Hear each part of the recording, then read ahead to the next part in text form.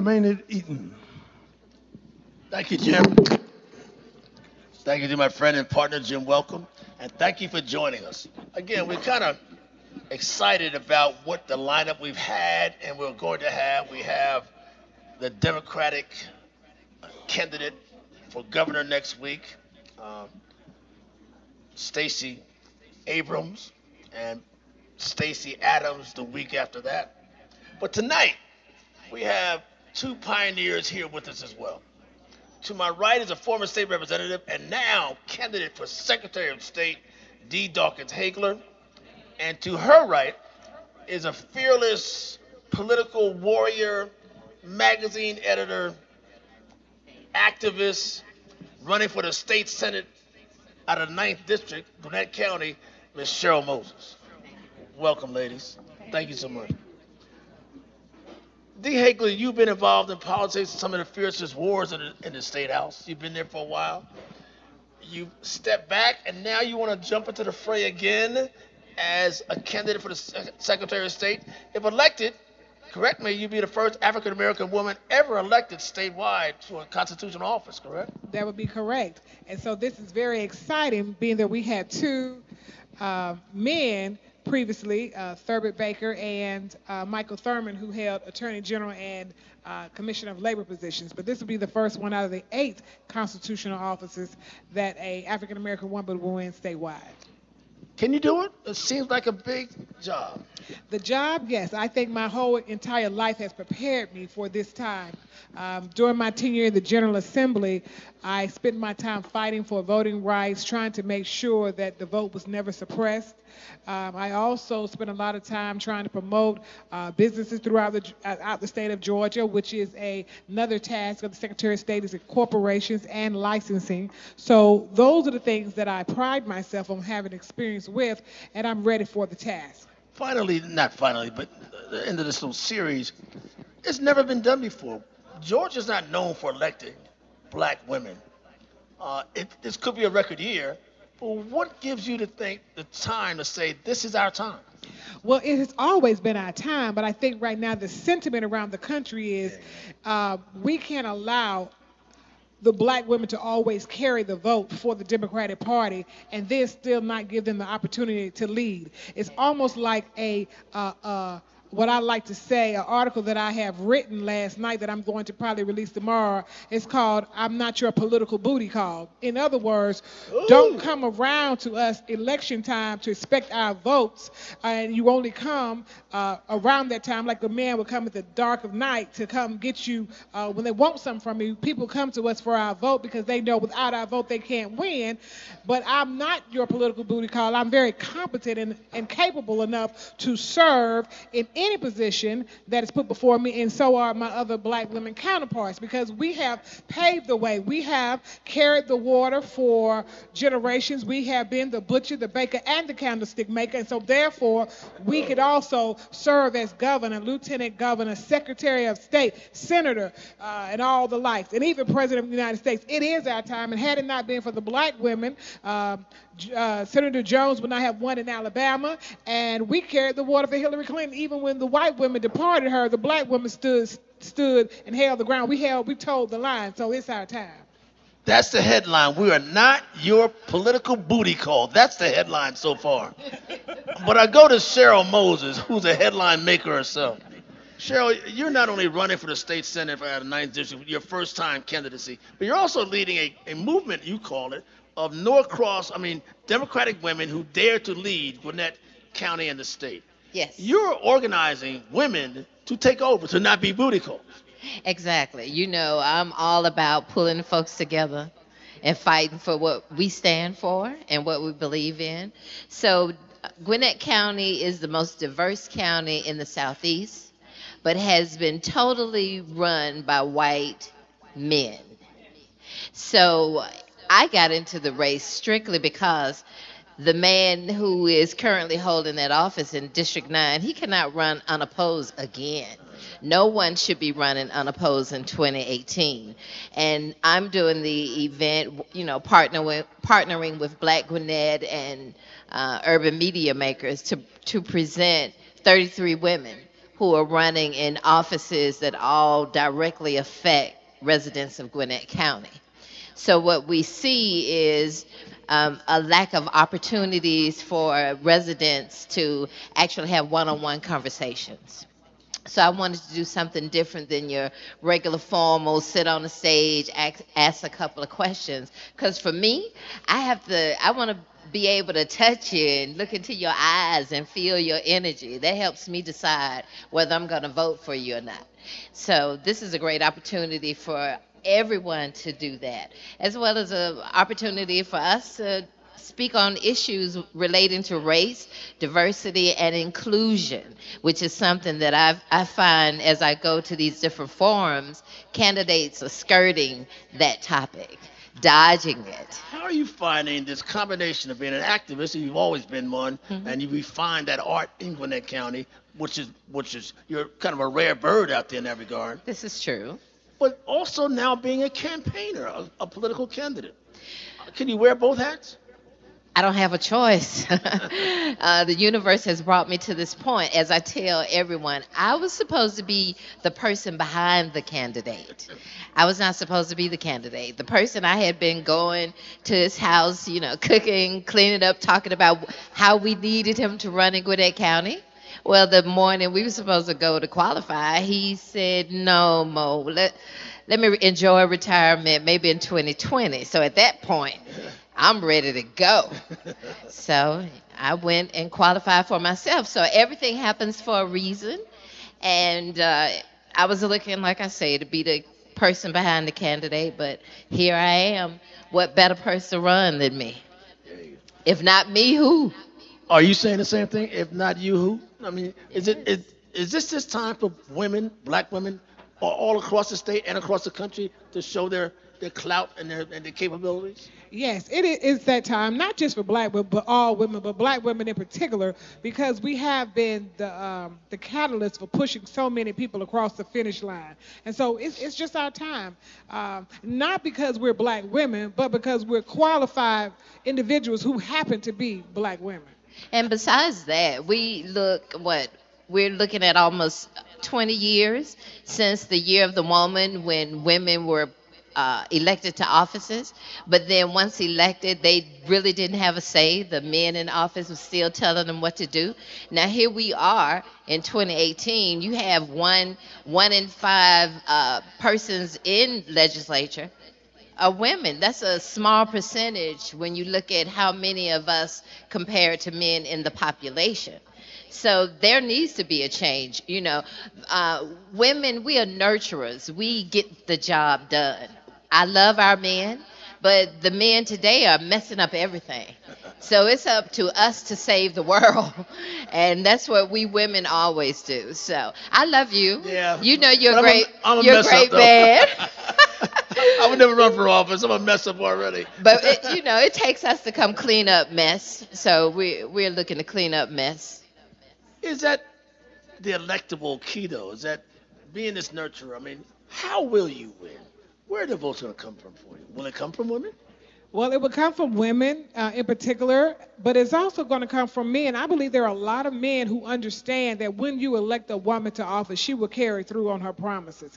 It used to be an African proverb that when you educate a man, you have, in essence, prepared a man for life. But when you educate a woman, you have prepared a village. That's And you right. have educated the community for life. And so women just by nature get in there and make sure that we pull and everybody with us as we climb. Everybody has to come with us. And when you look at Gwinnett County, it takes the whole diversity. We have a little over 55% white population. We have 23% African American, black, 12, 17, 12, between 12 and 15% Latinx. And then we have the largest Asian community, period, I believe, in the United States, 9% in a concentrated county. And That's a microscope of America, isn't it? it is, but that's what I say. Gwinnett County is truly a melting pot. Right now, it's the second largest county in Georgia, but it's predicted just in a couple of years, it's going to be the largest county. But the only black elected official is your Norcross mayor. That's why it's time for a change. You cannot be a lawmaker representing only one race in a county. When you have a county that diverse, you have to be able to bring forth laws that reflect an attitude of inclusion. Right now, that's not reflected in Georgia And what's your legislature. message to your likely voters? What do you tell them? I'm a first time candidate. I'm good at what I do, but why should I elect you? You should elect me, as I said, because I am bringing diversity and inclusion to the conversation of lawmaking, but also because of what I'm pushing, my platform. I want us to have a higher minimum wage. We need a minimum wage of at least $10 or more. I just looked at a report that showed in Georgia, they looked at the entire United States to see how much it costs to live, just to have a two-bedroom home, right? Pay a mortgage. It would take 20 bucks an hour, 17 to 20 bucks an hour just here in Georgia. We're talking about a minimum wage when you really look at it, it's less than the It's 5.15. $5 an hour. I don't want people having to work three, four, five jobs just to, pay rent. We need a wage that a person can actually live on. That's not offered here. D. Dawkins Hagler, why do I care who the Secretary of State is? And what do you bring to the table to make that meaningful to me? It matters not only that we have the right to vote, but who counts the vote. Because let's just look at it. We had a Secretary of State in place for the past 8 years who has done nothing but suppress the vote. And what do I mean by that? When you look across the state and decisions that could have been made, he did things that were contrary to help those with people of color. For instance, in Hancock County, he allowed the deputy sheriff use taxpayers' dollars to go to the residents of Sparta and knock on their doors to verify whether or not they lived in their homes so that they could vote. When you look at Quitman, Georgia, they made allegations of voter fraud and said that the people on the Sioux School Board and other members of society, by registering so many people to vote and actually getting them to vote, they were breaking the law in some kind of way that was voter fraud. Now, in all of those cases, the Secretary of State could have told them to stand down, but they did not. And so in this particular race, there are 8 people running for Secretary of State, 7 men, and I'm the one woman, and I'm hoping to be the last one standing. That's right. Let's just be very clear. In my race alone, why it's important is because the person who a lot of people may know across the state, the Congressman Barrow, when he had a chance to do right in Congress on different issues, he did not.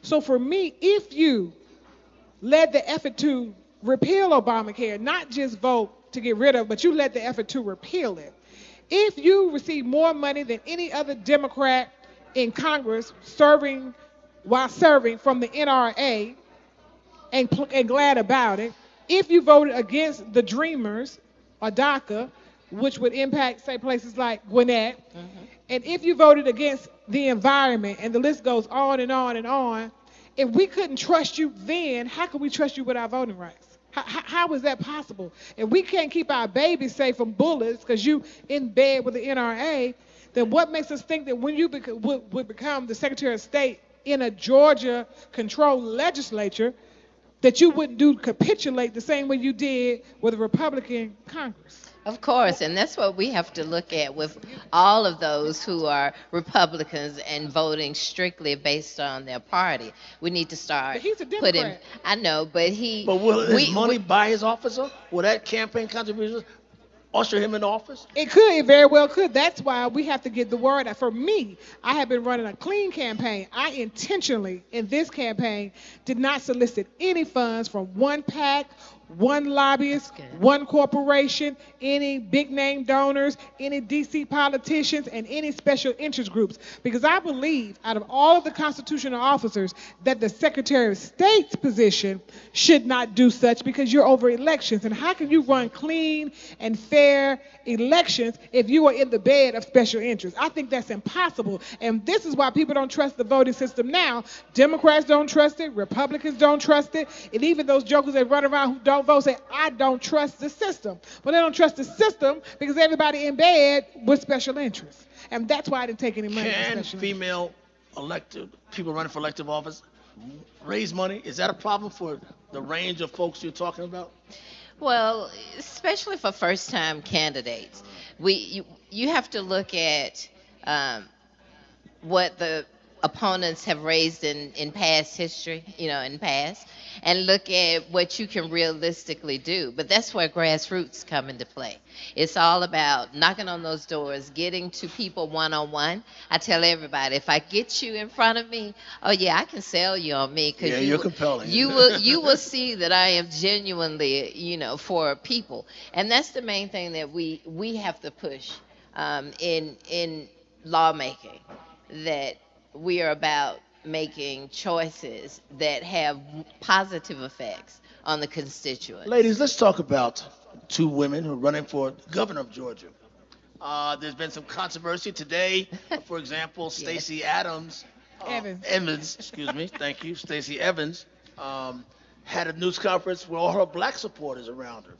There's been some controversy about Stacey Abrams not doing the right thing with regard to gerrymandering and the Hope Scholarship. Where are you two ladies? Where are we with this two Stacey's running for governor? As I said, I'm rooting for Democratic people, so I'm rooting for both of the ladies.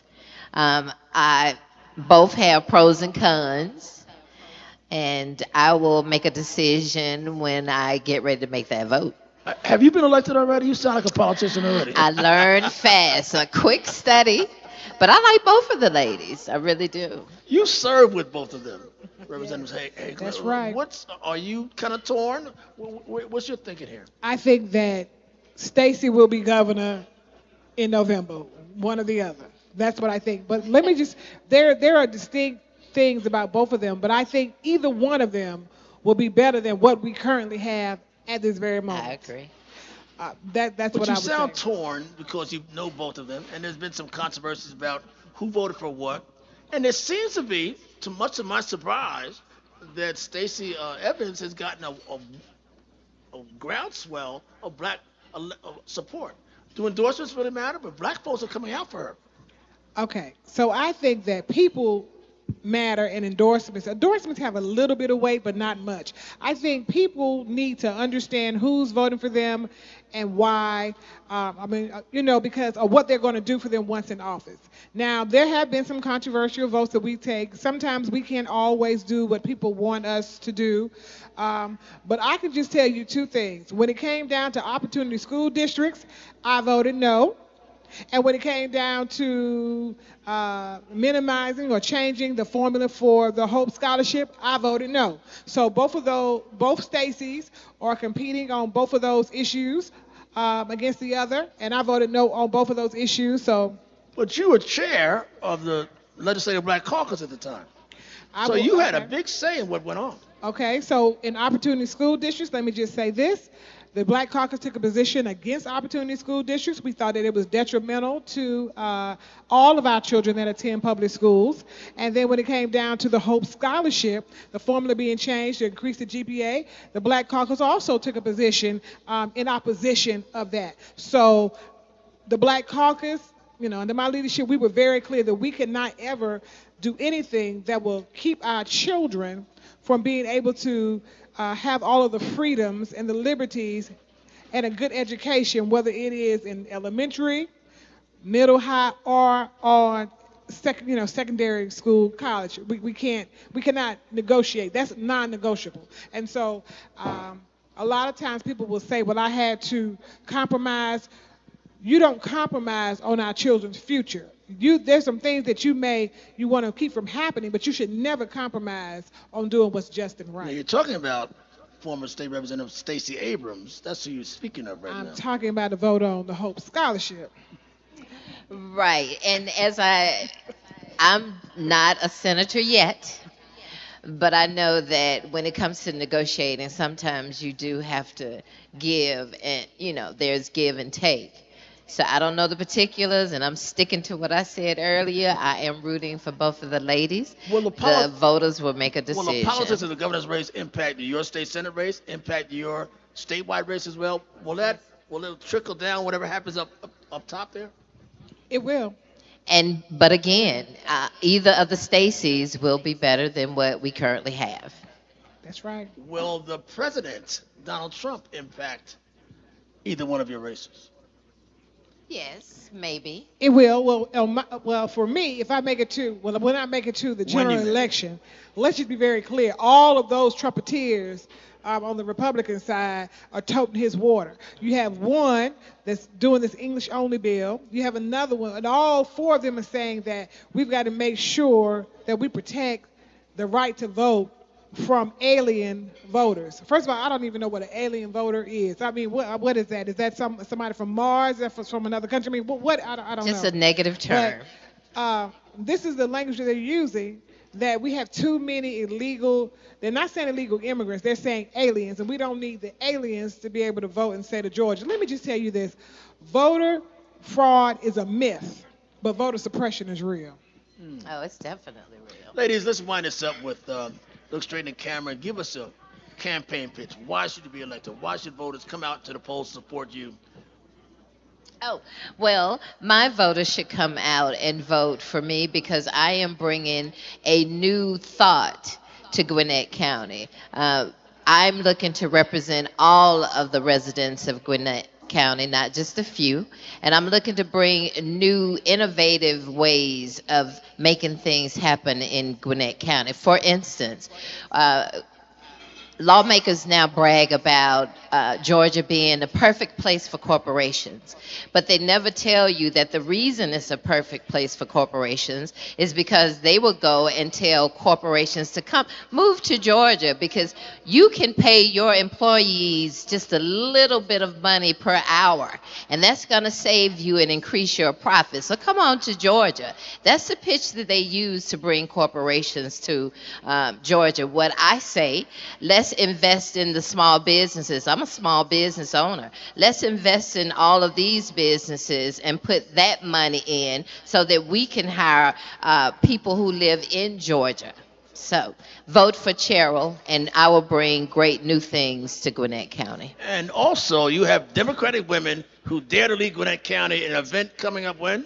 Yes, the event is coming up May 17th, Thursday, May 17th. Great opportunity to meet all of the women who are representing Gwinnett or statewide races that definitely affect residents of Gwinnett County. It is 6:30 to 9:30 at the Gwinnett Justice Center. I thought it was wonderful to have it at the Gwinnett Justice Center, and we will be talking about issues including race, diversity, and inclusion.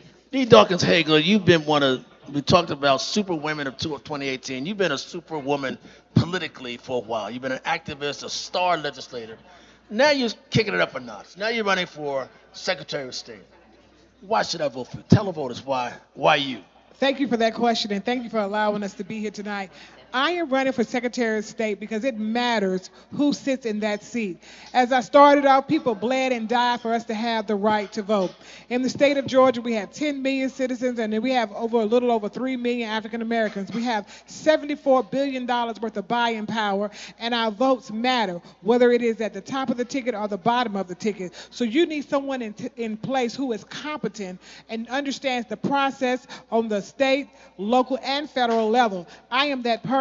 And not to mention, I have the background necessary to operate that office. This is not just a political seat.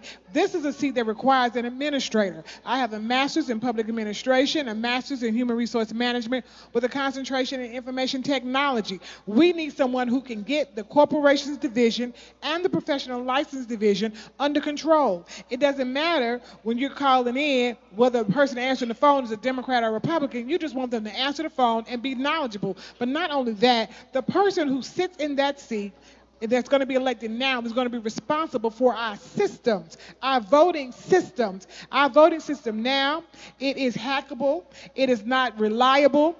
We had people voting in other elections that said they went in to vote, the votes were flipping. We have to have some type of paper ballot trail in this state, whether it is paper ballot mixed with electronic technology, with optical scanning, or whether it's just a paper ballot that stands alone with a receipt that you get at the end. But some kind of way, we've got to have a system in place where you can go back and count the votes, because right now our system cannot be audited. So we have to decertify those machines that we currently have, because the shelf life on them has already been up for a long time.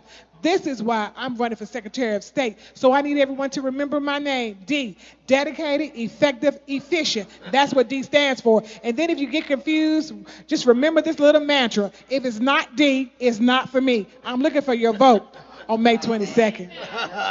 Now, she's been the quote machine tonight because remember, the quote of the night, thank you so much. The quote of the night is, women are not political booty calls. Remember that. Black Ladies, women. I'm not your black women, not political booty calls. I'm not your political booty calls. Ladies and gentlemen, this is, you see why we're doing this. Superwoman of 2018. I'm Maynard Eaton, Cheryl Moses, D. Dawkins Hagler, the next Secretary of State. Thank you. Joining me now for concluding commentary is my partner, Jim Welcome. Thank you for having us. All right, another riveting evening at Newsmakers. We are reaching across all party lines, all color lines, all ethnic lines to touch out to women who are making a difference in the metro Atlanta area and nationally as it turns out. Thank you for coming, ladies. Hope to have you here again as elected officials for the state of Georgia. This has been Newsmakers. Thank you for having us. That was good. Newsmakers. I mean, he still got his question in right.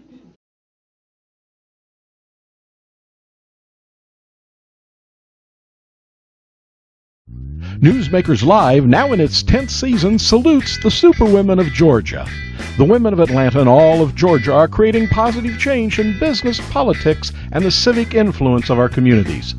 Join us each Monday evening here at Newsmakers Live as we salute the magic of these women and their contributions to our daily lives. And now, from BQE Restaurant and Lounge in the heart of Atlanta's historic Auburn Avenue district, here